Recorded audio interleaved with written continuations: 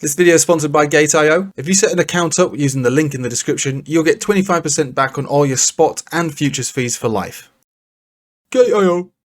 Hello everybody, welcome back. Let's have a look at what's going on with Bitcoin. Oh my god, a brand new local high. Who would have thought that would have happened? Me. Anyway, let's focus on what we can see right now, what we think is going to happen right now. We're on the 4-hourly at the moment. So just to recap, we were in this symmetrical triangle. We broke down quite close to the end of the apex in the form of a Binance FUD situation. We sort of double bottomed.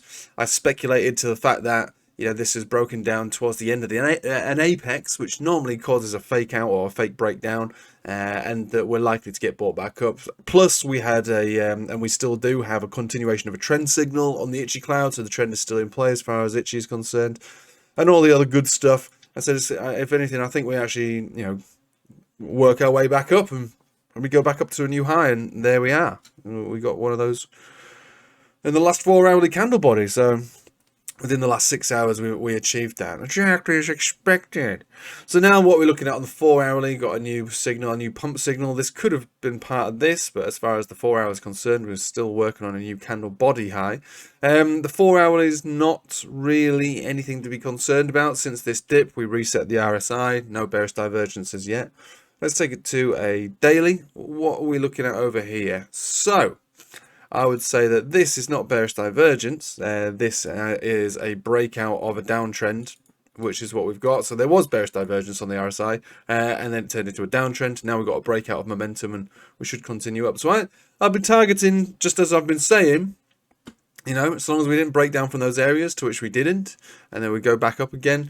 I think the first next major target is going to be towards the top of this Bollinger Band, talking just short of 31. And then we could be seeing 32 to 33. All of these areas are given to us either on a horizontal or the monthly Bollinger Band center, which is still obviously a major line in the sand. 33,400 would probably be my top target on this current run. Now, breaking up from here, I mean, you could really talk about some serious price action at that point. You could actually even speculate new all-time highs if you close above there, but that would be new all-time highs on a monthly time frame. So obviously that would be probably years, which would actually be perfectly fine with the market cycle. So let's not get ahead of ourselves here. Looking at a daily is sometimes too much for most people to cope with. They want to look at the 5-minute chart. They want me to do live streams indefinitely, just breaking it down as we go. So yeah, I mean, things are looking quite good, I have to say, and it's just a continuation from, well, I suppose, when we saw this double bottom get printed. So let's have a think about the traditional market sense of things. In fact, let's just talk about the dominance chart. Now going on to make a new high. We were thinking that if we're going to get a support on this anyway, because this is a bullish chart, the 10 exponential is going to have it. It does have it. It's still a bullish chart, unfortunately. Next level of layering in would be towards the top of this zone. So about 48.7, 48%. 48.7% basically. That'll be where my next 10% goes, and then the last 20% of the 50% I'm willing to allocate to alts will actually go in when this cheeky span touches price action or this blue crosses this red. So as far as that setup is concerned, it's not really ready for that yet. It's not quite ripe, and so I'll leave the rest of my allocation for the moment on this horizontal basis. So again, just short of 49% dominant. Let's see where we go. Right, so S&P looking good again. The perma bears very upset with the situation going on here. I mean, this is the same as we've been saying for a little while now. So we've actually hit that target that we set ourselves about 4,030. That's the next target. The next major target is towards the top of this rising channel, which is about 4,080, give or take, Bollinger Band or so, and that would be the top of the channel. These channels, obviously, ascending channels, often break down to a downwards move. Falling channels often break up to continuation, but it's not 100% of the time. It's just that's usually the observation that you could make when you see these formations. So yeah, we're going to rise up in this channel and see where we go. Again, I would expect the top of the channel to get met. So and then maybe we break out from there. There's nothing to say that we wouldn't. Just focused on the chart itself, we're still above all major moving averages on this daily. Again, we're looking at this futures market here. This isn't the official one. We're about to incur a golden cross. So this would be the second golden cross on this 4-hourly. The first one led to this. We got a death cross, led down to here. If again, just based on observations, which is, statistics and, what's more likely to happen, it's very likely that the second golden cross actually does have greater follow through than the first. So if that's the case, this actually could go on to a pretty significant run after that golden cross is met, and especially if we break out of the channel. Itsy Cloud on the daily has not got anything to offer us at this level, and probably won't for a little while now, for a number of weeks, and that puts us in a delicate situation when it comes to Forex. But yeah, a little bit further upside on this, and looks quite good.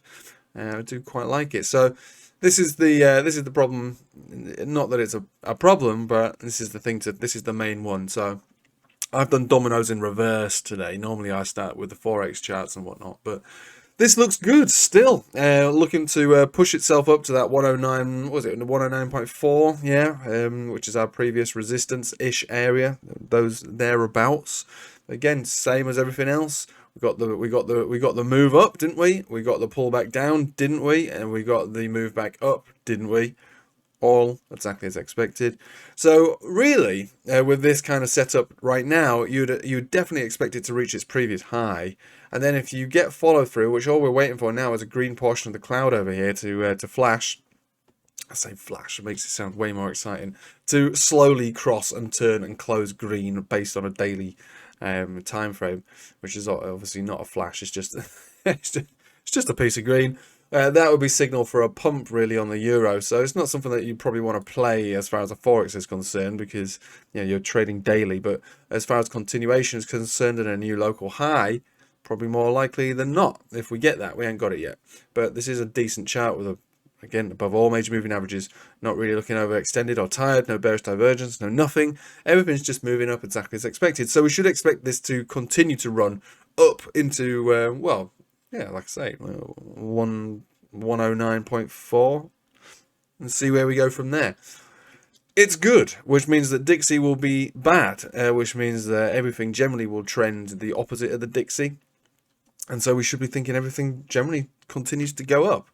I'm in favour of further upside, you know that. I've been saying it for a while, for a long time actually. It's all good. It's all good. Everything is all good. So let's just admire this for what it is. It's working out pretty nicely. Yeah, there's your V-shaped recovery. There's another V-shaped recovery. V-shaped recovery is all over the place. I mean, if you just think about this on a sentiment basis, people are buying the hell out of this and everything for all the reasons I explained the other day and on the Patreon. Inflows into everything because the dollar is so wrecked and banks are so sketchy. People are just pouring it into stocks because they recognize that some of these things are basically, long term, not even that long, but over a period of years, probably the best place you can go. Which is probably why one of the main reasons that altcoins are not really feeling it at the moment, but Bitcoin is, same as gold, same as S&P. Anyway, I will leave it with you there. There's nothing much more to say. I would expect new local highs to be set over the next week or so. And whether or not we get a rotation into altcoins is a different story at that point, because Bitcoin will reach a point where it has to consolidate. I would expect from the lower 30,000s, and that consolidation could end up being relatively nasty. In all fairness, it could end up being pretty big. And we'll have to keep a close eye on the dominance chart and the total market cap 2 and 3. Just see if there is a chance of a rotation, but otherwise you'll probably just see the entire market consolidate, and especially if that coincides with a pullback on the euro and a bounce on the Dixie, then everything will consolidate, and that would be perfectly normal and healthy to see that, because that's how markets work. They don't just go up all the time. We know that. That's how we managed to buy this dip and roughly around this dip. But basically the dips that we bought have all been in profit, and they continue to remain in profit. Right, thank you for watching. Hope you have a nice day. Take it easy.